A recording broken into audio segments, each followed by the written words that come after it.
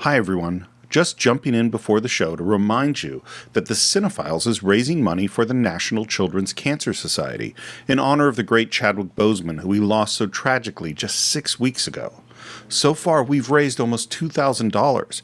However, we have to reach $3,000 to qualify for that matching grant. So please go to thenccs.org/Black Panther to donate. That's thenccs.org/Black Panther. All major credit cards and PayPal are accepted, and remember, every dollar counts. Okay, now off to Wakanda for the conclusion of our deep dive into Black Panther with special guests Winston A. Marshall and Jay Washington. You were wrong to abandon him. I chose my people. I chose Wakanda. Our future depended on... You are wrong! All of you are wrong! To turn your backs on the rest of the world!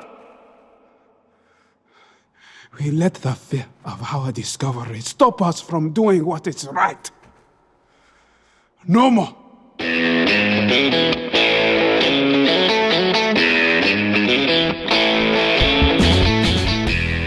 Hello and welcome once again to the Cine-Files, where we continue our exploration of Black Panther with special guests Jay Washington and Winston A. Marshall. When we left Wakanda, Eric Killmonger had just defeated T'Challa to become king. And now it's night, and Nakia and Okoye hug. The Queen Mother and Shuri, they are safe, yes. Of course this is. We should get to them immediately. And then Nakia's like, yeah, let's go. Let's go to them. This scene is so great. This scene's amazing. She doesn't go. She says, I have a duty to whoever sits on that throne. We cannot turn over our nation to a man who showed up here only hours ago. He is of royal blood. He killed T'Challa in ritual combat. Does that really matter? This is such a great... It's that the film works, again, not just on emotional level, superhero level, whatever, bad versus good, all that kind of stuff, the emotional relationship. This is also a political movie. And in this moment, you see she is the military, and she is subject to the whims of whoever's in charge of the country because she has sworn a duty and an oath to serve, in essence, the commander-in-chief of the country. You are the greatest warrior Wakanda has. Help me overthrow him before he becomes too strong. Overthrow! I'm not a spy who can come and go as they so choose. She's a spy. She's a secret agent. She does so. She's not necessarily loyal to the country fully. She's loyal to what's best for the country overall, right? So there's two different warring political philosophies because they are two different roles that they are serving and both are essential for the survival of that country. So it's so interesting to see that exchange between them. I am loyal to that throne, no matter who sits upon it. What are you loyal to? There's also one very, very important thing about this scene that I love and I noticed immediately. You have a moment like this where two women in power argue about a position of where they should stand. In any other film, this would have ended up with the two of them fighting somehow, some way, whether it be a small fight, a long fight, or whatever. It was the directorial choice and the best choice to make it where these two women go amicably their separate ways. Yeah. There was not a blow thrown. The blows that were thrown were verbal, right? But they weren't even thrown to hurt. They were thrown as like, this is the intensity of the moment. Yeah. But in any other movie you see in this situation, those women would have fought. And for the fact that they did not have them move at all in a violent manner towards each other, that was one of the proudest moments in this movie for me. Yeah. Because again, you see it so much. It's like they didn't have to have them fight at all. They just go their separate ways. I loved him.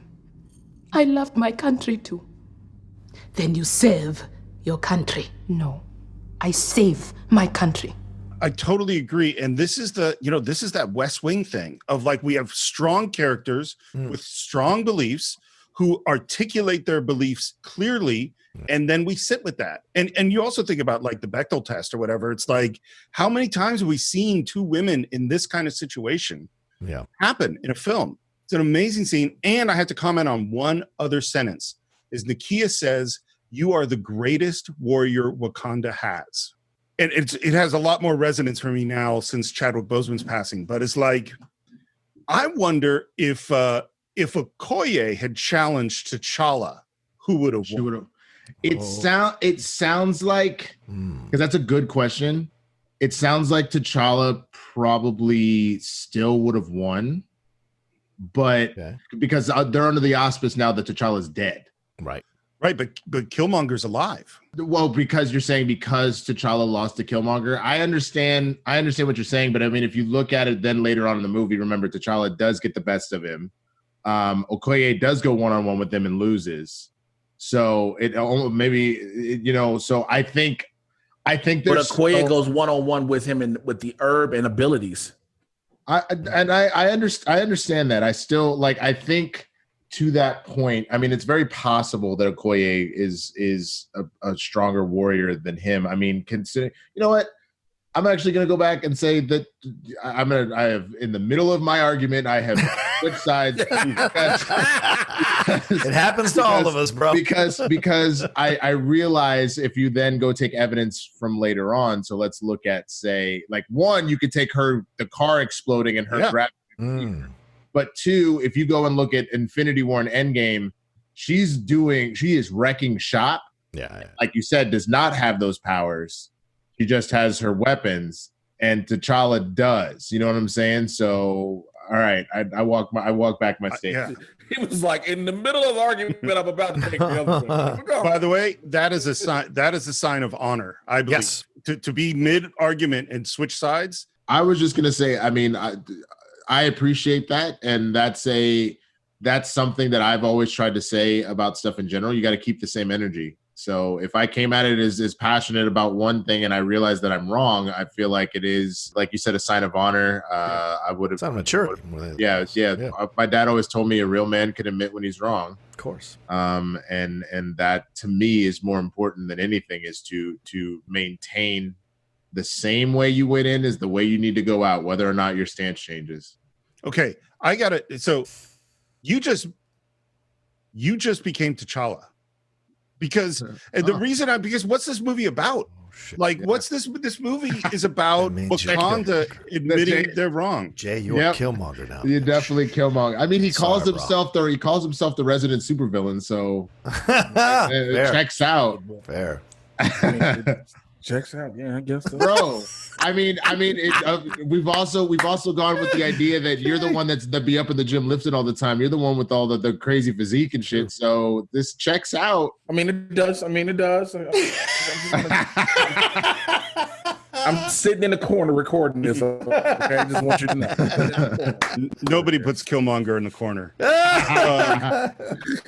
We grab Ross, and now we're going to intercut between Eric at the City of the Dead, where he's going to take the heart-shaped herb, and the women and Ross who are escaping. And by the way, I have to take a moment for Angela Bassett's hair when we finally see it, because it is amazing. Oh my God, the beautiful white braids. Oh Lord Jesus. Yeah. It's amazing. Who is Okoye? Okoye is not coming. She and the Dora Milaje will save the new king. And you get Ramonda, who is Angela Bassett's character, who they both understand immediately, because they understand the culture. Well, it's honestly, remember, the Dora Milaje are the Secret Service, bro. The Secret Service serves whoever is in power, and as long as they are doing what they're supposed to do, that they serve country above everything else. I respect it, man. You literally are doing your duty. Me too. And now we have this parallel scene where Eric takes the heart-shaped herb, and he's going to flash back to his father. And the way they put this sequence together is amazing, because we see the child find the dead dad, and we're back in this room in Oakland that's now glowing purple. And one of the things that Ryan Coogler said is that the afterlife for T'Challa has no walls. And for Eric Killmonger and his family, the afterlife is surrounded by walls. It's trapped. And this is where I just go, man, even small choices have their reasons, directorial reasons. And he touches this secret compartment, and he finds this book that has both African writing and English writing. He finds the necklace with the ring. What did I tell you about going into my things? One thing I think, by the way, is I think his dad told him the stories of Wakanda, which we hear at the beginning of the film. But I don't think he believed him until this moment that he found the book and the evidence behind the wall after his death. That's my opinion. I mean, it makes sense. Again, he saw the lights in the ship. That was his belief. That started his belief. Yeah. You know, when he sees the ship that leaves, because again, Wakanda's this beautiful nation. It's advanced. They have spaceships and blah, blah, blah. I saw a spaceship. Oh, shit. I know what that was. My daddy's dead, and it looks like claw marks in his chest. Let me find my daddy. I found my daddy's book that I was never supposed to touch. Oh, shit. All of this he's ever said is real. Yeah. Well, and imagine you're a kid, you know, you're 10 years old in 1992 living in Oakland, and your dad's going, hey, by the way, really? I'm a prince and you're a prince, and we're from this magical country that nobody believes exists, where they have all these, you know, crazy technology and stuff. It's like, yeah, sure, Dad, you know? And then I love the way they cut back and forth with Dad, and sometimes it's the kid, and sometimes it's Michael B. Jordan. Well, also, that's just Sterling K. Brown's schedule. Oh, yeah. Because we know that's the only reason, because we would have loved to seen him and Michael B. Jordan in the room together. And so you know that was scheduling, where Sterling K. Brown's This Is Us schedule more than likely took over, and he had to just knock out all his scenes.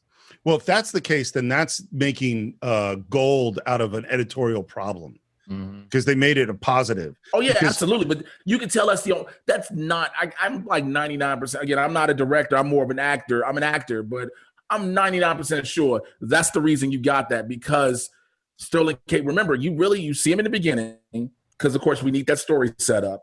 But then to see the transfer, you know, one side it's Michael B. Jordan or the kid, then it's Sterling K. Brown. That's scheduled. We couldn't have them together, even though we wanted them there. No tears for me? And the kid says, everybody dies. we cut back to Dad, and then we cut back to Michael B. Jordan, now the adult, who is crying. I think that's a great directorial choice. So this was the first of two moments that I started to cry. You know, I choked up a little at seeing Wakanda, but didn't go there. This is the first moment that made me cry. Yeah, because you can see the love that Sterling K. Brown has for both of them. I mean, I like my dad and I have since adulthood, like we have a good relationship, but my parents got divorced. I'm not going to get fully into it, but like there was this rocky kind of back and forth. And so that moment of that love for your father and that wanting of your father, but it doesn't always play out that way and whatnot. And seeing that, it just kind of hit me right in the, so. Yeah, I hear you, man. Definitely. Well, my dad passed when I was 4.5, so I never got to have those real discussions, and it made me long for that still. Strong. I don't know quite how to say what I'm about to say, but John and I have done a bunch of sports-ish movies lately, including Field of Dreams, and that's a movie that all fathers and sons hits, and you know, we said before that, you know, Marvel superheroes have a lot of daddy issues. And I think that there's a reason, man, you know, mostly written for boys. And all of us, you know, have those, I won't say all of us, many of us have those unresolved issues with our dads, you know. So when we see Thor and Odin, or we see whatever, you know, father-son relationship, or the absence of a father like Peter Parker, like, those resonate with us, you know. Stan Lee and Jack Kirby weren't dumb when they set all this stuff up, you know, because that shit works on us. Man, all I know is that it happened back in like 2012, and now I can't stop randomly crying at this kind of stuff. But I was watching Hercules, and the Disney's Hercules, and that whole on the quest to get back to Olympus, and then he saves Meg, and he gets to Mount Olympus, and Zeus is like, you did it, son. Yeah. Welcome home. And I was like, yo, he got home to his dad, though. And then I watched Mulan like a week later, and, you know, the emperor gives, you know, the sword and like the seal of the emperor. And she's like, I brought it for you. And she's like, he throws it to the side. He goes, the greatest honor is having you for daughter. It's like, yo, the greatest honor is having her for a daughter. Just like, you just almost made me. So we just learned that this motherfucker's emotional. Bro, every one of these movies, as soon as they hit me with the dad is just proud, I'm like, yo, you just like, come on, man. Like, So yeah. Yeah. It makes me worry about how what I'm fucking up my kid with, that he's gonna have these reactions. It's all of it. Yes. So when it comes time for another king, we will be ready. Another king. And this is the moment you were talking about before. Yeah, go ahead and burn all that. My king, we cannot do that. It is our tradition. When I tell you to do something, I mean that shit. I mean, grab the dead ass by the throat. We were like, I ain't fam, why? I know, right? She came to work that day. She just was gonna tend the herbs. You know what I'm saying? She just heard it was a new king. Herbs. She's gonna tend the herbs. She heard it was a new king. Was like, okay, we gotta get this herb ready for him. Didn't we just have a new king? Shit. Didn't we just have a king? Didn't I just do this shit? Like, ugh. But nails. I gotta make another manicure appointment. Expecting all that. You know what I'm saying? Then here come Killmonger. He's like, just grab by the throat. And she's like, oh, look here, Earl. And she having flashbacks of a boyfriend named Earl in Wakanda. Oh, God. Because Earl had to die, man. Come on. Earl had died. Was Earl Hotep too? He must have been. See, you out there all day tending to everybody else's garden, but where is the garden that you take care of in our house? They all get herbs. I want herbs. And herbs on this table. You can have herbs. Look, you are my queen, right? And I told you that I am a king. So why is it that you can't make me a king and bring me home some heart-shaped herb? I could be a Black Panther. I don't understand. You're trying to say you don't believe in me? You can't just snatch an herb up and put it in your pocket? I can't be the Panther? What you saying? You don't. Coming soon to Disney Plus, Earl of Wakanda.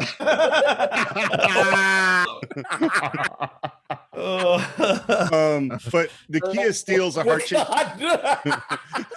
The Kia steals one of the heart-shaped herb. And of course, what's so funny about movies is we know Black Panther can't be dead. You know, because we know what movie we're watching. We see her steal the herb. Like, we know what's going to happen, and yet it's all totally satisfying.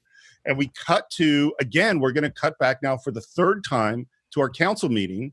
And this time we start upside down, which I think is an amazing choice. I love that shot. I love that shot. Because everything's upside down. So it's brilliant. The whole choice. world is upside down. Yep. And even the way he sits in the throne is interesting. And how he dresses himself. He's still got his chest all exposed and shit. Just like I wore your garb, so I'm gonna wear however I want. Like, what? Sir. Yes. If you're Michael B. Jordan with that chest, I don't disagree. But I'm saying in the same way that see all these chesticles at the throne. No, I know, but in the same way that used to lambast. I saw him talking about my stars, my lord. The way that they lambasted like Allen Iverson. Remember that? Because he was the one that came out starting like wearing like streetwear and all that. They're like, okay, new rule, you have to wear like, suits and ties. Yeah, but like he's essentially the Allen Iverson in this regard of Wakanda to come in here and be like, I'm gonna do my thing, y'all just gonna have to deal with it. I'm the baddest on the planet, so say something about it. So I'm one of the best dressed, best looking motherfuckers on the planet. Wakanda. Hold my drink, of all time. One of the best ruling motherfuckers in Wakanda. I wish I had 2 more heads so I could give that 4 claws down, motherfucker. 4 claws down. So what's interesting? Burn all this shit, bitch. Burn all the herbs. Just keep me one herb for myself. Let Steve talk. What's interesting to me about his character is, for most people thrown into this completely different world and being king and coming back to the homeland that they had lost and all, they would have an emotional reaction. They would take adjustment, and he does not. He is 100% in control, 100% knows exactly what he's going to do and how he's going to do it. It's a really, really good character. Yeah. And he lays it out. We're going to send vibranium weapons out to our war dogs. They'll arm oppressed people all over the world so they can finally rise up and kill those in power and their children and anyone else who takes their side. It's time they know the truth about us. We're warriors. The world's going to start over, and this time we're on top. Beautifully done when coupled with that upside down shot. Yeah. We are literally taking everything that you know and love, and we are flipping it. What did Missy Elliott say? I'm gonna put my game down, flip it, and reverse it. Like, you want to talk about start to finish of a scene, laying out what the thematic is to start with, and just literally cause that. Oh man, beautiful, absolutely beautiful. One of the most important cuts in the scene is the cut to Wakabi. Yeah. because you can see he is in. Wakanda has survived for so long by fighting when only absolutely necessary. Wakanda survived in the past this way, yes. But the world is changing, General. And soon, it will be the conquerors or the conquered. I'd rather be the former. This is the woman that he loves that he's saying this to. That's kind of amazing. He's turning for Hotep. You hang out with the Hotep, you turn into a Hotep. Wow, that's fair. This is true. Absolutely fair. This is true. Hoteps rub off like Egyptian musk. And so, oh my. You ever been around a Hotep and some Egyptian musk, you'd be like, why the fuck do I smell like oppression? And so Wakabi is like, because Wakabi's always been about, let's take the fight to people. In so many words, he's been about it. Again, I want to kill Claw.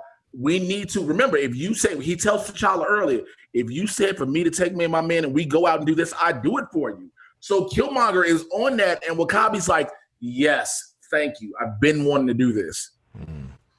Let's go see the Jabari. Yeah, man. And as we're heading up into the mountains, Angela Bassett says, Nakia, here, you take the herb. I am a spy with no army. I wouldn't stand a chance. Ryan Coogler said the inspiration for Nakia is Harriet Tubman. Wow. Starts off as a person bringing people to freedom, ends up as a spy. Yeah. I thought that was really interesting. Wow. And then we hear the chanting. And here are the Jabari. I love the look. The whole look of this palace, or whatever we would call it, is so cool. Again, we talked about the way Michael B. Jordan sits on the throne. Man, M'Baku on his throne. I love it. He's my favorite character in the movie, man. I love M'Baku to pieces. So did you all know that this was the very first scene that Winston A. Duke actually shot? Wow. Winston Duke. God damn it, Marshall. Why is that my fault, bitch? Why is that my fault? Well, anyway, but this is the actual first scene. So, we all know they don't shoot movies or TV shows in order. This was the first scene he shot. So he was already trying to get himself molded into M'Baku at this moment. So that's impressive. Yeah, so when we see at this moment, the bark he does at Ross, I don't know if y'all heard, that wasn't in the script. That's why Martin Freeman's face when he starts barking and he's really reading a line, and Martin Freeman's like, the fuck is going? Because like the you will not speak is the line, but the barking is what caught him off guard. And so the natural reaction that Ross has is what Coogler kept. Was like, what the fuck is going? Well, perfect. Here's a question I had, because I had heard that this was improv too, but what I don't know is, I'm kidding, we are vegetarians. Is that improv or is that in the script? I think it might be in the script because gorillas are vegetarians. If you speak one more time, we will feed you to our children. And then the most terrified look ever on Richard Ross's face. Like, he ain't looked that scared throughout the entire movie until he gets told, you be fed to my children. He's like, oh. Well, and the funny thing about that too is then you look at that when we do get to the Jabari fighting, like there are young kids and there are women that are out there fighting and they are fucking up regular Wakandans. So like, you ever did you at one point you even, because you see one woman beat the shit out of somebody and be like, and you're like, just a woman. Maybe they do eat people. I don't know, bro. Like they are fucking people up. Well, because I was under the impression that Jabari warriors were all the men until you see that one woman in that final fight. We're like, God damn. But when you're going back to that scene, Ross is like, because again, Ross is now learning, like we talked about earlier, he's learning more about the world of Wakanda. Right. And he is a guy, again, he's representative, of me mostly, is that he walks around with that American arrogance, that American white guy arrogance that I can go anywhere in the world and everyone's going to treat me as a privileged person. And now he is realizing that that is not the case. Right. Both in the way he wakes up in the lab and what happens in the Jabari. Yeah, you make a great point, Steve. And he walks into someone else's kingdom and someone else's territory of that kingdom and thinks he can speak directly to the king and have his voice heard. randomly because, you know, he's done all this stuff in America. And I love the way that M'Baku shuts him down. Not even he doesn't even have a debate about it. It goes back to a primal level of just doing those sounds until he shuts up. And it's perfect. And then making a joke. One thing would have made that scene better. And then fucks with him and says, we're all vegetarians anyway. So, yeah. One thing would have made that scene better. Showing Ross pissing on himself at that moment. Because let's be real. Oh, he was pissing himself. Children. One more important thing in this scene is as we're begging M'Baku, because what this is really about is begging him to take the heart-shaped herb to go fight Killmonger. But the queen says, My son was murdered in ritual combat. Were the odds fair? Yes, So it was less a murder than a defeat. Do not rub our noses in Silence. it's the same thing we heard from Okoye, really. Right. And it's really important. And then Shuri and Angela Bassett and Nakia, they all kneel down to this guy to beg him to do it. And he goes, come with me. And he takes them to where T'Challa, buried in the snow, is lying wounded. And basically says, no, here he is. You can give him the heart-shaped herb. Kevin Feige says that this is the most honorable thing any character in the Marvel Universe has ever done. I think that's an interesting statement. Which part? I'm so sorry. M'Baku could have been that T'Challa's alive in the snow. He wanted to be the king. He wanted to have the Black Panther part. I would make an argument. This is wild. Y'all may think I'm out my mind, that there is a fourth person worthy of Mjolnir, and it's M'Baku. Probably. Yeah. I'd be cool with that. So no problem with that. You had Thor, you had Vision, and you had Captain America. I think this might be the fourth. Yeah, I put T'Challa in there. I was going to say that later on, but I think T'Challa might be worthy. He would by the end of this film, but not before. Because remember, that same T'Challa is predicated. He just got over his revenge kick with Bucky. Yeah, true. So he's not worthy yet, but M'Baku would have been hella worthy. That and I even make the argument, ironically, that I think that Captain America, even with the goodness in his heart and all that kind of stuff, I think part of that worthiness is a level of kind of random blindness and all that kind of stuff. I think Cap had a lot he needed to sort out himself, but we talked about him in America and how he needed to come to terms with, oh wow, there's actually kind of some evil here. So for him to be truly worthy and really about that justice trip, I think the same is true with T'Challa. I think T'Challa needed to come to terms with the demons of the king's past and Wakanda's thing. So I think by the end of the movie, he's definitely worthy of it. But maybe at the beginning. Well, and that's where we're going to go right now, because they give him the herb and we're back in the afterlife. And now the whole tone is different. Now he's confronting his father. Why, Baba? Why didn't you bring the boy home? He was the truth I chose to omit. Yeah. That is a great line. It's an amazing line. Yeah. I mean, you could have said so many other things, but just that simplistic line, damn. You were wrong to abandon him. I chose my people. I chose Wakanda. And I think this is important because what Killmonger and Nakia, the two of them, are going to make T'Challa see is, what does it mean to be my people? Nakia looks out and she sees these women outside of Wakanda. She sees those as people. And Eric Killmonger says there are billions of our people that are out in the world that you have abandoned. Yeah. And T'Challa's vision is going to change from what T'Chaka's was. Our future depended. You are wrong! All of you are wrong! You are wrong! All of you are wrong! And T'Chaka's like, oh, well, man, because you're dead now, so you're going to join us, and so don't worry about it.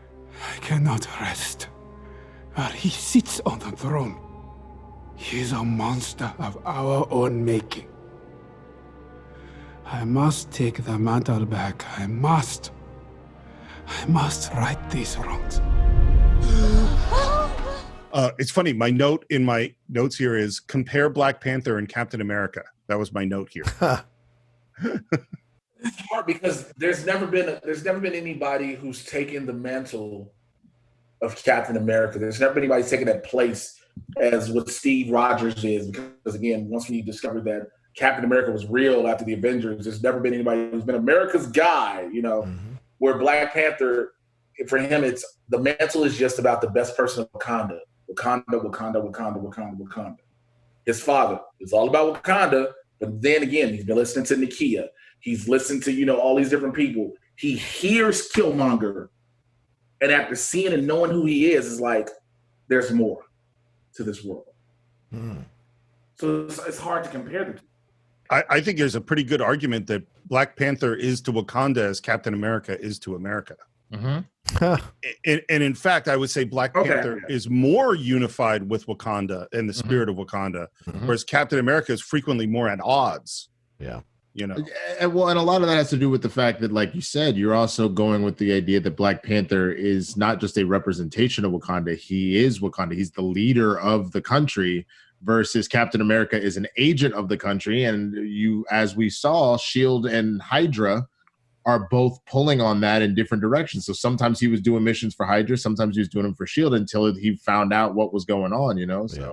Well, and part of the difference is that America, both in reality and in the comics, is a flawed place, whereas Wakanda is very much presented as a perfect, idealized place. And I was hesitant about whether or not I was going to bring this up, but maybe this is a good time to bring up the Zamunda connection.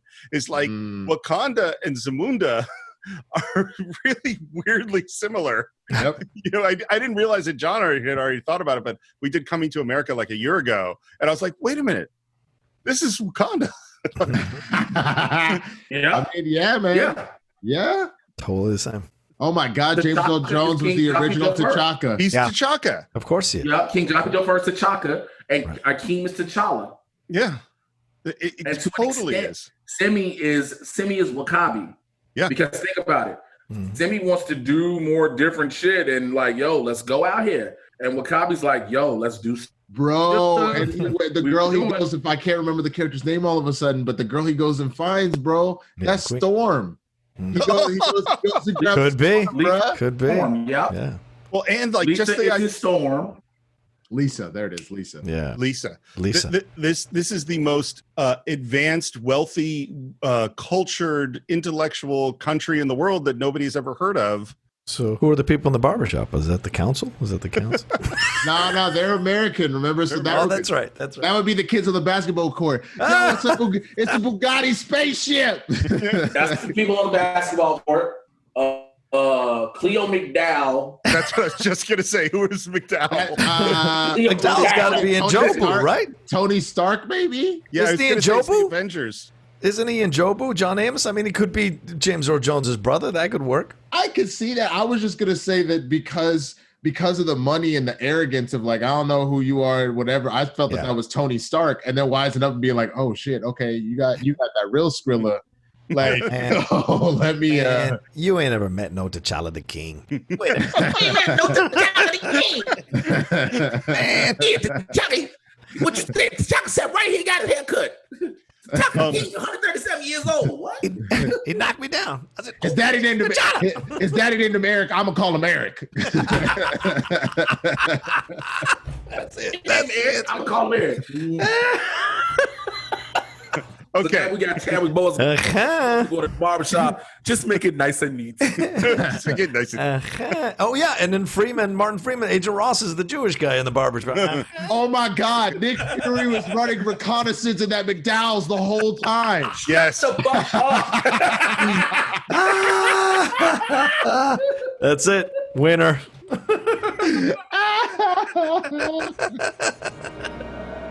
Killmonger has the full support of our military. And he banned the Garden of the Heart-Shaped Herb. Well, of course he did. That's what he was trained to do. His unit used to work with the CIA to destabilize foreign countries. They would always strike at transitions of power, like an election year or the death of a monarch. You got control of government, the military. And it's a weird one because it's like, yeah, that's exactly what the U.S. has done all over the world. Oh, yeah. Steal the resources and hurt the power of third world or developing nations all over the country. I mean, all over the world. Yeah, that's pretty much it. Can't have our power threatened now. We can't have our power threatened. Yeah. The Black Panther lives. And when he fights for the fate of Wakanda, I will be right there beside him. As will I. I'm in too. What, you're gonna need all the help you can get. And then M'Baku yawns. Are you done? Are you done? Are you done? You done? And T'Challa talks to him alone. Please allow my mother to stay here. No harm will come to her. I give you my word. You know I could use an army as well. I bet you could. But no. You are the first king that has visited here in centuries. That's kind of amazing. I mean, it's kind of a thing when you go back to the beginning and you hear how the formation of Wakanda came to be, and the Jabari chose to separate themselves.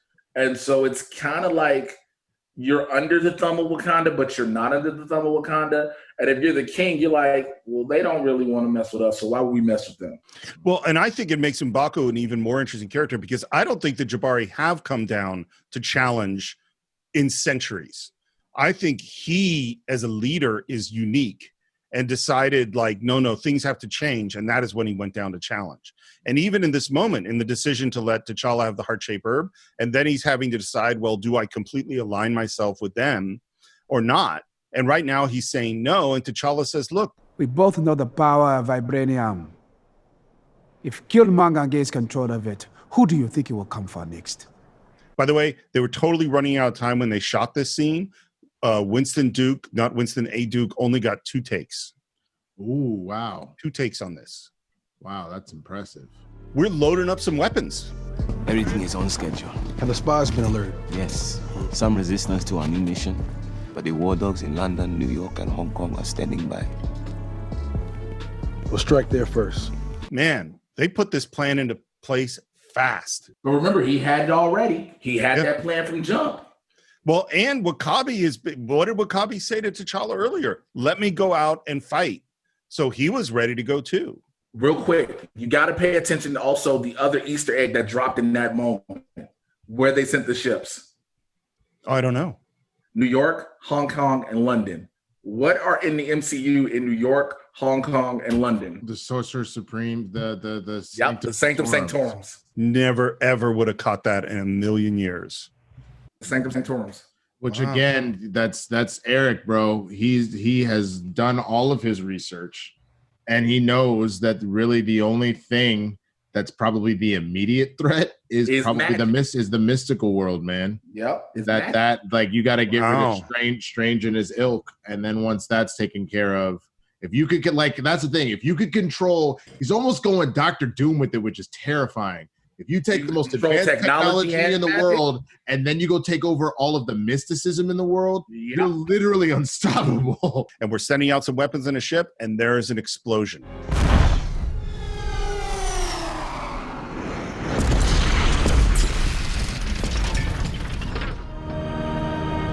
And there's Black Panther, and his face appears, and Okoye, her reaction. He leaves. What's up? I never yielded! And as you can see, I am not dead! I am not dead! And what does Killmonger say? All that challenge shit is done.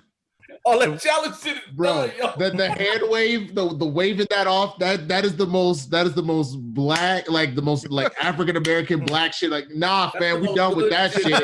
We moved on. No, hey, hood shit ever. It really is. Shit dead, bro. Yeah, hey, fam, we done with all that, man. Hey, man, I didn't get my chance to play Madden. Now we done with that, fam. We ain't doing that no more. I wish that people could see that there was a lot of visuals going on with that. That's what it is. It's just like, hey, bro, that shit dead, bro. Well, and I love Eric's response. Is he's just, what's up? Like he rolls with it right away. Yeah. Of course, he's seen so many things in all these other countries that he's destabilized. This doesn't affect him because he already finished destroying him in ritual combat anyway. So why would he be threatened by Eric coming back? He also probably doesn't think that he got some herb. Remember, the herbs got burned up. He's like, so you just some regular dude. You went and got your suit. I can outbox you like a mother. Like, he probably doesn't immediately even go to the place where he thinks that he survived. You know, Wakabi, man, kill this clown. Wakabi, the challenge is not complete. And the other guys in the border tribe are going like, what do we do? What will we do? And Wakabi says, For the tribe! Because dude on the immediate left of Wakabi is looking at him like, fam, you realize who that is, right? Well, and it's like the last moment we had the first time we see Wakabi, we see Okoye and she says, my love. And the last one we had is she says, whoa, we've always kept to ourselves. And he goes, no, it's either conquered or the conqueror. And now she says, he lives. And Wakabi says, let's go fight. I mean, that's big stuff. Oh, yeah. And what does Okoye do? She turns to Killmonger and says, your heart is so full of hatred. You are not fit to be a king. And when she taps that spear, like there's no argument in her group. Like they're in. Oh, yeah. Which the general. She's the general. And I think the other thing that's so sad is they start that fight with Killmonger. When he gets a hold of one of them and slits their throats, the blood, the rage that comes out of those women having lost one of their own to this outsider, to this demon, like, oh man, that hurt that part hurt my soul in that fight. Watching that first Dormilaje go down, I was like, oh. So you know the one he killed is that's Sydel Noel. Okay, so she plays in a lot of other things, but he just said, because remember she goes Wakanda. Her last words are Wakanda forever. Wakanda forever. It's a great moment. In fact, I mean, we all know how Wakanda Forever became this cultural phenomena. I think it's that moment in particular that makes that happen. You know, the last word she says is Wakanda Forever. Yeah. Amazing. I mean, because you got to stop the Hotep somehow. It's funny that this term that I had never heard before is now like really locked into my head.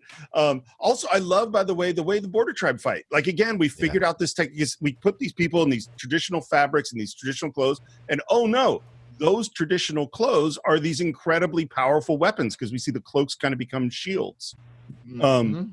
He uses Black Panther kind of uses his kinetic energy and blasts them all away. He kicks Wakabi and calls out to him, his old friend. He says, stop this now. And there's a moment of a choice. And Wakabi pulls out this horn and blows it. And here comes the rhinos.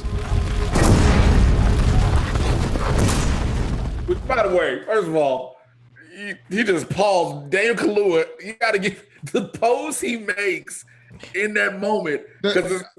You know what it reminds me of? Whenever you're watching anime or something, or like Power Rangers, and you're like, you're gonna give me time to run off, yell out a chant, do a full transformation, and then like, he goes, move, runs up on the rock, blows the horn. Y'all ain't nobody know he gonna call the right, throw a spear in his ankle, something. I'm like, what is what Wakabi got at the crib? Like he rhino. First of all, what man keeps rhinos on deck? So you already know that's a threat. Bro, like, you need. Wait a minute. If pit bulls are what black people keep here in America, you need a technologically version of that. You go get a rhino, bro. Works. Totally works. That checks out.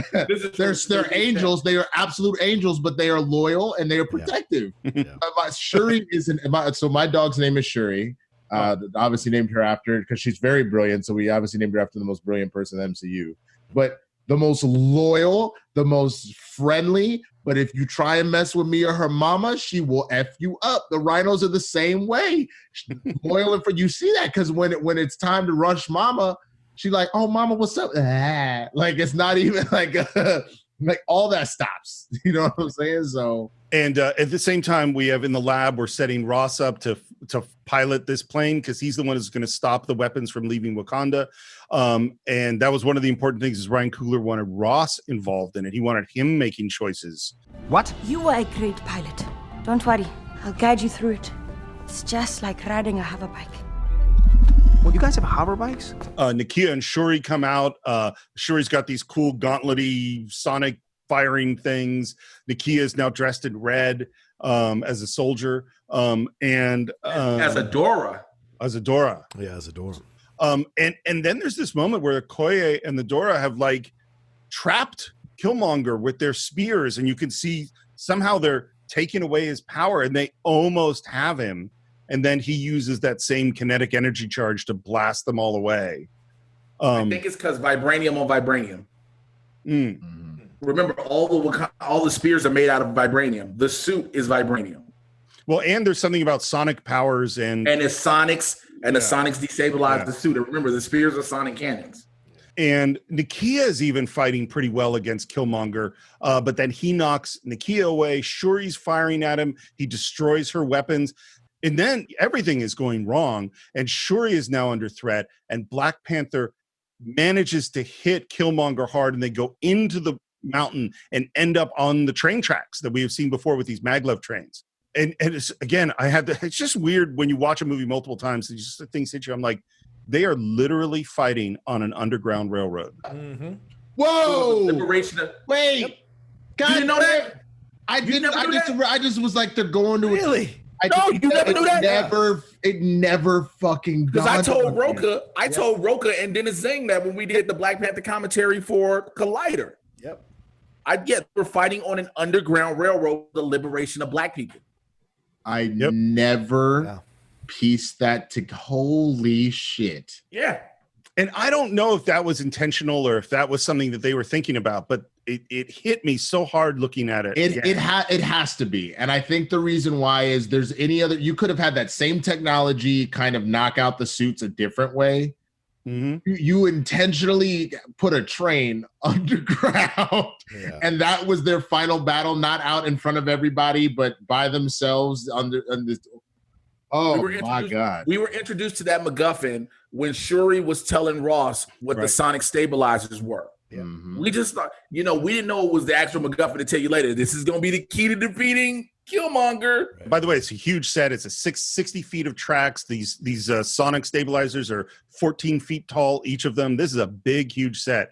And again, even though his suit is falling apart, Killmonger never has a moment of doubt. I don't need a suit to kill you. Your reign is over. You set up here safe and protected. You want to see us become just like the people you hate so much. Divide and conquer the land as they did. Nah, I learned from my enemies. Beat them at their own game. You have become them.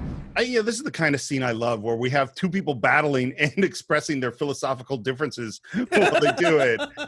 It's like totally my thing. I want to do a schmodown where we do that the whole time, just expressing philosophical differences in between answers. Well, that's the one you'll get me on the schmodown for. Paul Newman, and also the geopolitical shit going on. You will destroy the world, Wakanda included. The world took everything away from me. Everything I ever loved. But I'm gonna make sure we're even. I'm gonna track down anyone who would even think about being loyal to you. And I'm gonna put their ass in the dirt right next to Zuri. Okoye and the women with their spears, and the border tribe is moving in. And I just wanted to say something that I just suddenly occurred to me as I was looking at it again, is that we have the women who are, their weapon is the spear. And the border tribe, the men, their weapon is the shield. And I don't want to make too strong a point of it, but that is reversing the classic gender representation and dynamics of women being the protectors and men being the aggressors. And we're actually seeing the opposite happen here, which I think is really cool. But just as the moment we are about to lose, what do we hear? Surrender now! You have 3 seconds to lay down your weapon. 1, 2.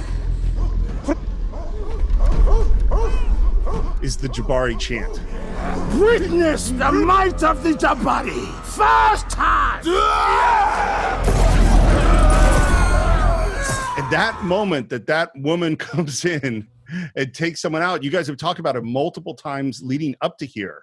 And I wanted to say something about it, which is that, so this movie is edited by Michael Schar and Debbie Berman. And what Ryan Coogler says is he always wants to have both a male and a female editing his films because he wants different perspectives. And here's what he says. The women in the Jabari tribe were not in the shoot. They were not in the original shoot. And Debbie Berman, one of the editors, said, it feels weird that there are no women represented, particularly when they're taking on Okoye, or when they're supporting Okoye. And so it's her idea.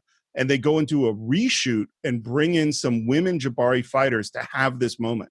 And this moment doesn't exist if Coogler doesn't decide he wants a man and a woman editing his film. But if you ever needed proof of why diversity matters and whatnot, this is where it kicks in, because what all that did was enhance the story. It didn't take away from any of the men that were in that point or anything like that. It just made it make more sense. It kept it well-rounded, like fire, absolute fire.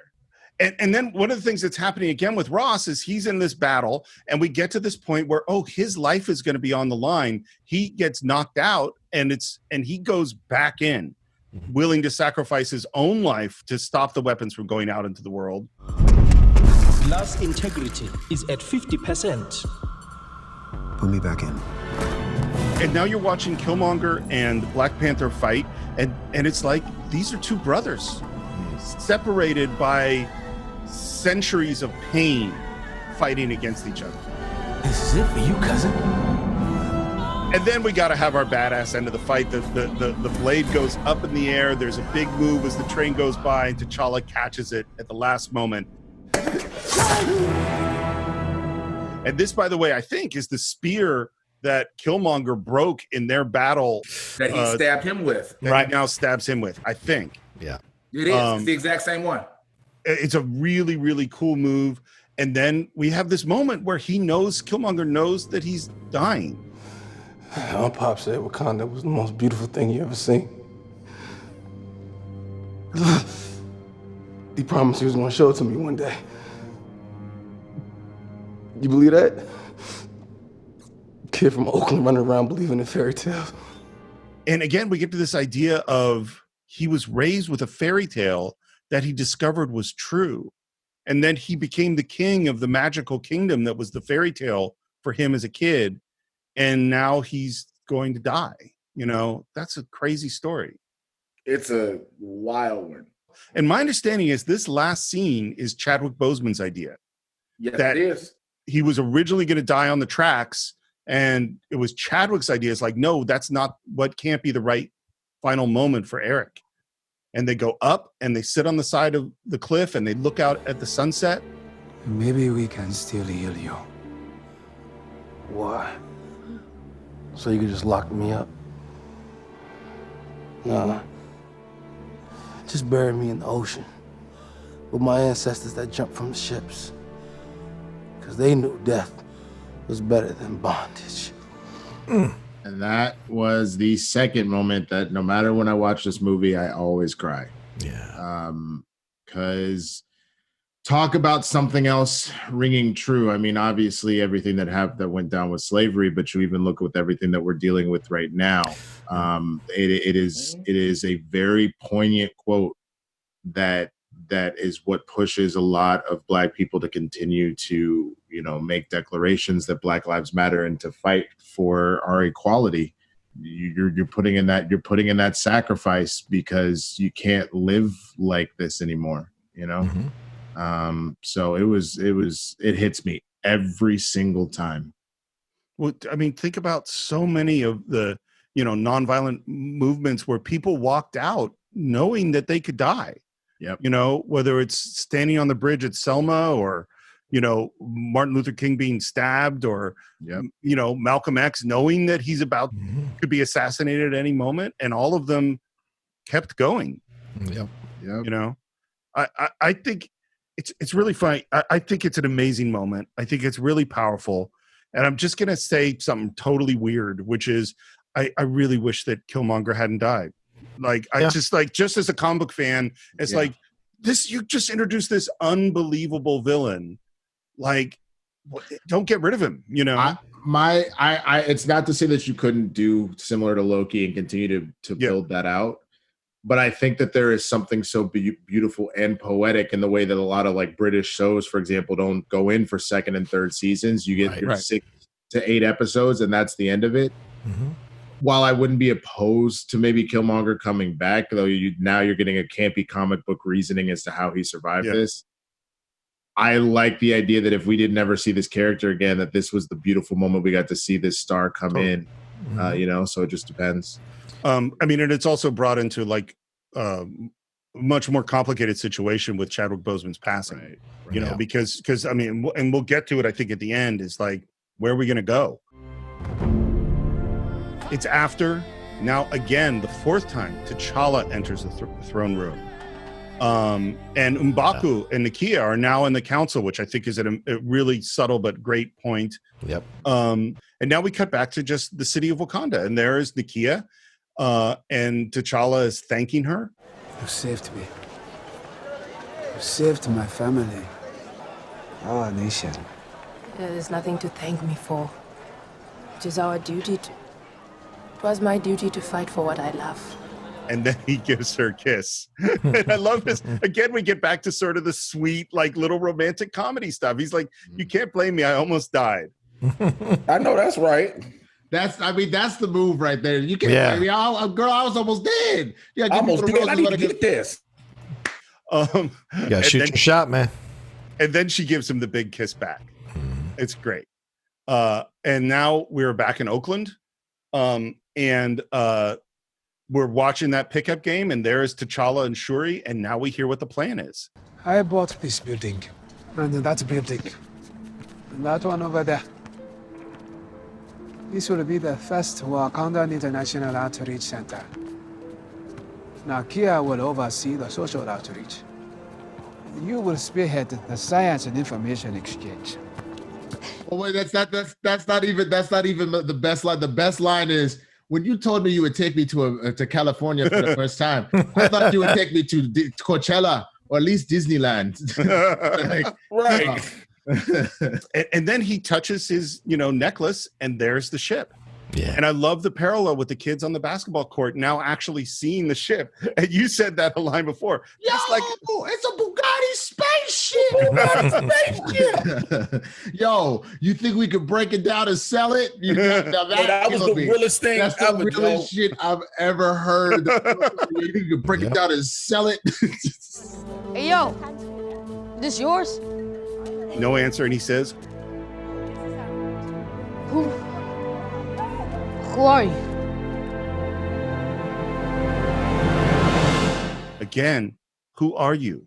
It's a key theme throughout the entire film. So I'm T'Challa, son of T'Chaka, King of Wakanda, Black Panther. It's rumored that little kid is Elijah Bradley, who is the Patriot in Marvel Comics. It's rumored. Oh, wow. I didn't know It's rumored that's who he is. Because remember, it's easy now to have that rumor, given the fact they've retconned it, or they say it was always planned. The little kid Iron Man 2 is Peter Parker. Watching it with my son, who's 9, he said, "Oh no, that's Killmonger. They brought him back to life somehow." So that's what my 9-year-old. I mean, I don't even think your 9-year-old is that wrong. You're resetting it now. You've reset the timeline. Like, screw it. We just traveled through time to stop Thanos. I could believe it somehow. Clone, Shuri cloned him. Maybe I don't know. With the multiverse of madness, everything's in play, man. That's fair. And now we get our first post-credit sequence at the United Nations. And it's the moment you guys talked about. T'Challa standing saying, we're going to open up to the world. We're going to share our resources and technology. And some European guy goes, what could Wakanda share with us? Like, bunch of farmers. Oh, he was like, oh, bitch, you don't, because the child's face is, oh, bitch, you don't know. Well, then, the smile, just the smirk. And what I'm trying to remember what plays after that, because did all the stars play before this post-credit scene? Or after? It played before. Yes. It played before because they do the general cast and Kevin Feige and all that. Then the general. So then afterwards, it plays the ritual theme. I think they're like the T'Challa, which I thought was a pretty dope song to go into after that, because it is kind of implying like, let me tell you a story. That to me, it almost kind of felt like that. It's like, let me show you our world. Kind of. Oh, totally. Yeah. And then our other post-credit scene is where we go see Bucky. The White Wolf. Which is fine. As post-credit scenes go, it's not my most interesting one. I don't have to say that this was a huge hit. Before it was released, it apparently was the most tweeted about film of the year. Wow. By mid-March, it was the most tweeted about film ever, is what I've read. Wow. It had the biggest advertising budget in line of merchandise for any Marvel movie that wasn't a sequel. The budget is estimated at $150 million. Here was an interesting thing I saw. in Riyadh, Saudi Arabia, they had shut down all movie theaters for 30 years. This is the first film that showed in Saudi Arabia after 30 years. Wow. I heard about that, which is crazy, man. $1.3 billion. Ninth highest grossing film of all time. I don't know if that's still true, but it was. Won the NAACP Image Award, 96% on Rotten Tomatoes, and of course, 7 nominations, including Best Picture, Song, Editing, Sound Mixing, and it won for costumes, totally deservedly so, score, and production design, 100% due deserved to 1,000% due to Infinity War, Endgame, the most recent Lion King. Yeah. It has been bumped from 9 to 12. Still crazy. Yeah. It is the first superhero movie to win to have a Best Picture nomination. And I mean, I don't know what we can say. Well, let me say that differently. I don't know what I can add to what the cultural importance of this film is. I will defer to our guests, but it's huge. I mean, all that needs to be said is look at the M'Baku challenge. Look at people yelling Wakanda forever everywhere. Look at the amount of little kids, mainly black kids, but they're the white kids too, that were putting on Black Panther masks and were excited to be Black Panther. Look at the fact that like you had one of the greatest hip hop artists of all time and Kendrick Lamar put together an entire like an old school like legit soundtrack, because nobody really puts soundtracks together anymore for films, but an old school soundtrack that was essentially it went platinum, and it was, if I'm not mistaken, I think the Black Panther soundtrack was nominated for a Grammy. I don't think it won, but it was nominated. To talk about all of that, let alone to be the first MCU film to win an Oscar in costume design and sound design. I think it was either sound design or scoring, something like that. Yes, we have had black superheroes before, but none of them even come close to this from the standpoint of like, you took the blackness of both the hero and the villain. You made it the central part of the story while still connecting to the larger world at large. And that's including that we're talking about the MCU here. And you brought all of that style and flair that you would hope out of that, and it's being helmed by this young black director who he himself is a phenomenon. And like you look at what he did with Fruitville and with Creed and whatnot, it was just, to me it felt just as culturally significant as when Barack Obama won the presidency, as far as like this was all of the right things coming together at the right time, and look what came of it. Yeah. And also served as the bastion and the foundation for many things like it to happen after the fact. Yeah, if there's no Black Panther, you get no Shang-Chi. You get no Miss Marvel push forward. Also, to answer your question, Winston, it was nominated for 2 Grammys. It was nominated for Best Album, and it was nominated for Score Soundtrack for Visual Media. Score Soundtrack, right. It won for that. But yeah, if you don't have this movie, you for sure not getting a Shang-Chi. You're not getting Shang-Chi. You're getting Shang-Chi introduced in a movie, but you're not getting a full Shang-Chi film with the level of production with a predominantly like almost all Asian American cast and directors and stuff like that to behind it. You're not getting that if Black Panther doesn't happen. Black Panther also, and I will always stand behind this, Black Panther was the first superhero movie that got a generation of older people who would never want to go see any other comic book movies to get up and go to the theater to watch a comic book movie. I even make the argument, honestly, like even though it came out the same year, I think that you don't even have the success you see fully of Crazy Rich Asians if not for the because then all of a sudden the marketing for Crazy Rich Asians, which was lightly there, got amped up because they were like, wait, you mean they're gonna roll out to let's get it popping. And like, not only was that majorly successful, they're already planning the second and third films like that. I know the second was in production pre-COVID. You know what I'm saying? So like, you have set a domino effect of executives looking at this, at Hollywood looking at this and going, we can do something outside of whatever is considered the standard norm. as far as like the straight white male protagonist, and it can bring dividends. I even would argue that this is the other thing that, even though Spider-Verse did not kill at the box office, unfortunately, I think that reinvigorizes you to double down on Miles and really tell this story properly because of that. You know, this just opens so many doors. But none of this would have been possible if they didn't tap into a hidden desire to see this amongst the public. There have been decades of great black films that have not exploded onto the scene at this level, with this kind of response, with this kind of attention, with this kind of work.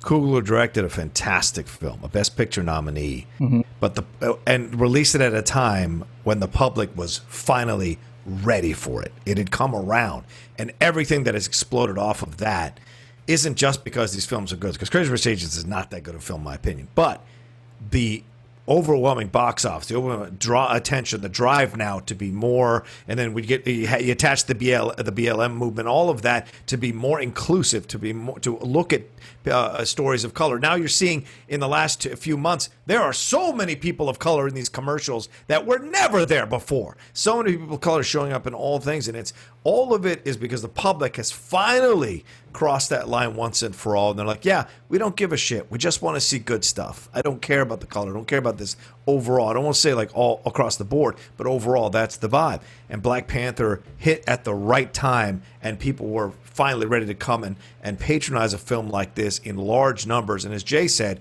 multiple generations who maybe have never seen a Marvel movie came to see this movie. You know, we talked about that on Movie Talk a number of times, Jay, how this was going to appeal across all generations and all countries. Seeing black people from numerous countries coming out to see Marvel films a Marvel film they wouldn't have seen before. So it was at the right time because the public finally was ready for it, and it exploded like crazy, and everything has stemmed from it since. So yeah. I don't think we can underestimate in any way the cultural influence of this film. And there was just one thing that occurred to me, like you mentioned the power of 2008 with Barack Obama being elected president. Yeah.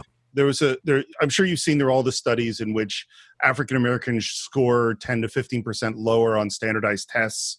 And that a lot of that can be explained by cultural bias within the testing or by problems within our education system, all of which are real.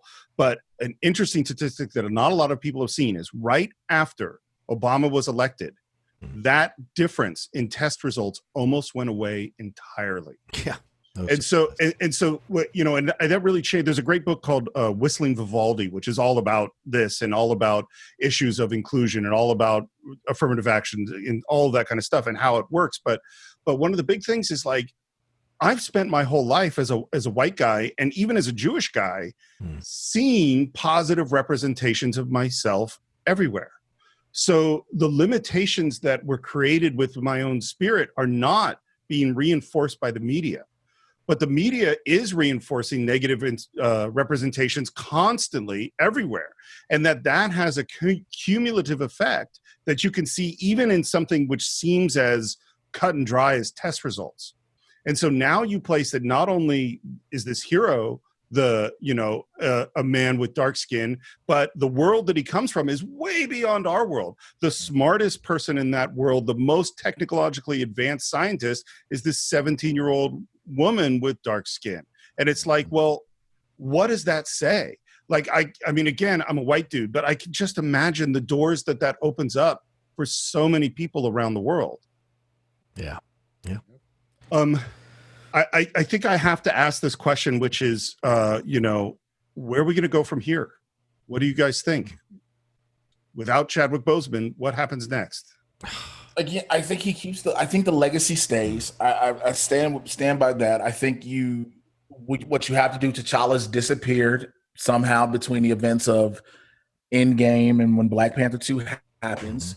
Shuri takes up the mantle as she does in the comics, and as should be the thing. And by the end of Black Panther 2, you announce that T'Challa's been found, and this is post the snap and everything. There's a new T'Challa, and then you announce who's been cast. This way you keep the legacy rolling. People keep trying to say, nope, don't bring any T'Challa back. You got to have T'Challa in his story, because the way you go further, if you're going a various level of the Avengers, if you go the Cabal, if you go different MCU where the way comics go, but the legacy what that man has created, being Chadwick Boseman, will never be taken away. You can't stop the train, for lack of better word.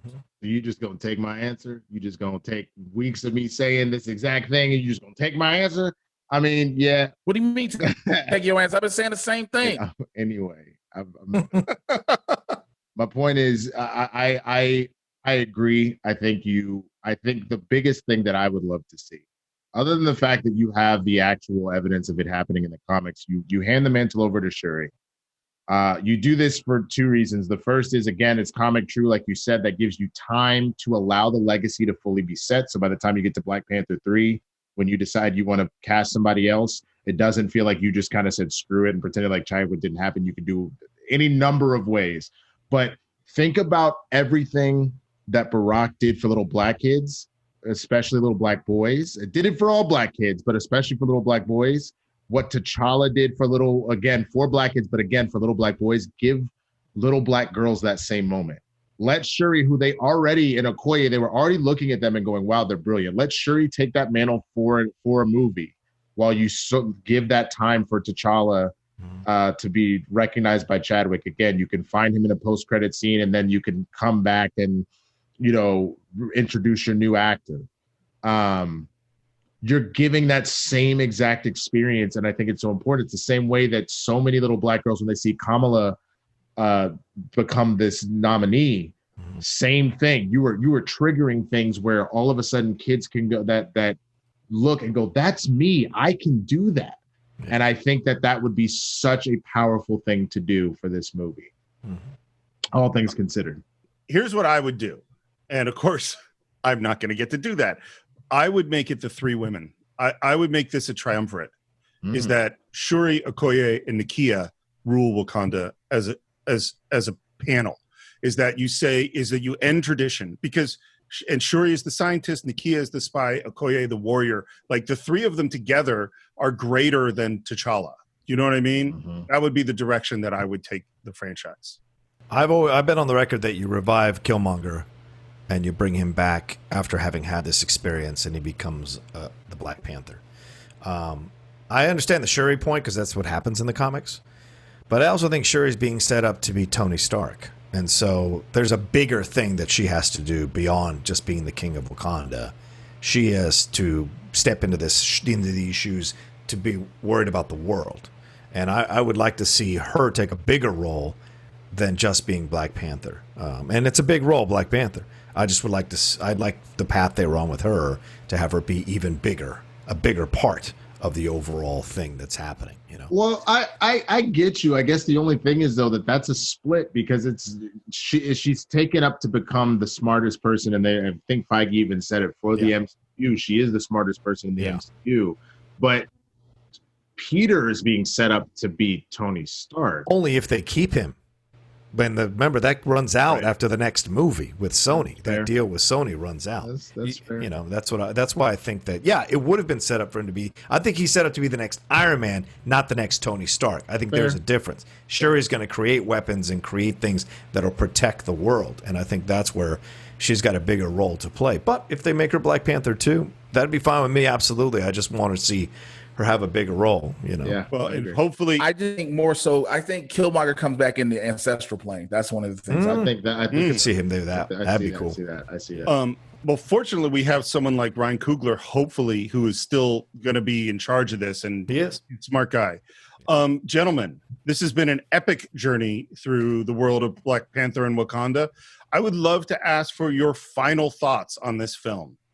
I would say that the reason why this movie kind of unequivocally, even though you could potentially make the argument that there's, slightly better films in the MCU. People argue Winter Soldier, for example.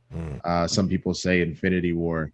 Why Black Panther has never shook from my number one over 11 years and 22 films has been not only from, as we explored, we did this deep dive, how deep this goes, like how you found a way to tell a comic book story, but you put so much symbolism and addressed so many issues and did such a deep dive character psychology and the world at large, I think this is one of the few movies that no matter what will stand the test of time. And I feel honored that I got to be here when this all happened. And I'll know the same way that people felt about, finding out that Darth Vader is, Anakin Skywalker and all Wait, that. what? Spoiler alert. Or that Bruce Willis was dead at the Sixth Sense. You know what I'm saying? Like, wait, what? I'm just going off, y'all. Go get them all. I'm going off. I'm just saying, like, we all, I feel like, will remember where we were when we saw this for the first time and everything that surrounded it. And this to me is probably the movie that will define my generation, I feel like. And maybe even the some of those kids in the generation right behind us too. Jay, what do you think? This movie has changed the landscape of what we've seen with not just superhero films, but I think movies in general, because it's shown now that there is this audience that people have been saying the audience has been saying for years, and now the industry has no choice but to listen. We were always relegated to, oh, you got black sitcoms. Oh, you get this little cheesy little black movie here or there, a little black rom-com or something like that. But on a blockbuster level, this is proven that black people will show up and show out and spend money. For 13 weeks, this movie remained number one at the box office. Nothing has broken that record. And for a while, nothing will. So this movie has changed. It's caused a paradigm shift in the way studios are going to have to market and reach out communities. It's also touched, like you said, a generation. It's brought kids of all colors being a character that you never thought their parents would be okay with them being. And they embrace it. This movie just, it touched me so much. And again, I remember when I first saw it, I cried, and I think about it now, and it was just amazing. It still is phenomenal. And I still will revisit this movie, and the loss of Chadwick Boseman hurts a lot because that's the man that brought the character we love to life. And now he's no longer here. So now you just have to hope that this legacy is carried on and that he is pleased with what happens. Yeah. I think this movie is one of those movies that comes along in a genre that you immediately know will stand the test of time and will be a classic that people turn to and refer to when they talk about the best of a genre. And I know some people want to argue back and forth whether the superhero films are a genre. I think they are. You can agree or disagree. It's your opinion. But my opinion is they are. And this is one of those ones we will be talking about for 100 years or more after it's over. People will go back to this movie. This will end up on TCM at some point down the road as one of these classic films and the best of this time of superhero films, not only for what it symbolized, but also because of it being a cultural touchstone, it making $1 billion, having incredible actors delivering fantastic performances throughout, and being the crown jewel at this point of one of the most talented up-and-coming directors that we've got in our world. Sometimes Coogler gets a little overshadowed by this film or by Chadwick or by Michael B. Jordan. Don't forget that Coogler was the one that put this whole thing together and guided this ship. And I think he gives us a taste of what is going to come from him further and further into his career. He is the next Coppola, the next Scorsese, the next Spielberg, what have you. He is the next. Or he is Ryan Coogler, and someone coming along will be the next Ryan Coogler. He will live in that world, I think, with his career as it goes along. And this film will be one of those ones people talk about, like they talk about Taxi Driver, or they talk about The Godfather, or they talk about this as one of these crown jewels early on in the career of a great filmmaker. And beyond that, I can't speak to the too deeply to the cultural stuff other than what I see in my friends like Jay and Winston, and I see how much it moved them. And I talk to other of my black friends and how it moved them and how it touched them and how that spoke to them. And we're doing this today. We're finishing up recording it today when this big casting news was released that Iman Vellani will now be the new Miss Marvel. Or, she will it just came out. Just came out. She will step in, and now will be representing her race, representing this character, and seeing yet again in the Marvel universe, this could be yet another example of this smart, brilliant casting that will once again be a source of pride for a lot of Indian actors and what have you with this character. So those are those things that make me excited. It represents that beginning, and seeing everything that's come from Black Panther automatically puts it into a great class of films that will not be forgotten anytime soon by multiple generations. So I've been thinking about this quite a bit. When I was a kid, I grew up reading comics. I learned how to read reading comics. And I'm old enough to have belonged to a generation when we were told that comics would rot our brains. And if our teachers saw that we had a comic book in our backpack, they would take that away. And I remember from very little, 5, 6, 7, 8, saying, no, there's something important here. In the same way that I read and reread stories of King Arthur, the same way that I read and reread Greek mythology, and that I was like, these stories mean something. They're about something. And of course, the grown-ups at the time said, no, these are just a bunch of silly stories with people with big muscles and costumes that have ridiculous action sequences. And of course, all of that was true. But deep down, I kept saying, no, there's something important. And if you watch this film, does it have bright colors and people in costumes and big action sequences and big muscles? Yeah, it totally has all those things. But the thing that I knew when I was a kid, and the thing that I felt so strongly watching this movie, is that you can satisfy all that superhero action adventure stuff and be about something. And I think what we've shown in our incredibly long analysis of this film is that there's so much more here. If you want to go and just have a thrilling ride, you can have it. But if you want to dig deeper and learn a little bit more, there's something else here. And the thing is even as a white guy and even someone who's not part of this community, it's transformed me and the way that I see it. And the thing is that even if it's fictional, Wakanda now exists. Even if it's fictional, T'Challa exists, and Shuri exists, and Okoye and Nakia. These characters have become real.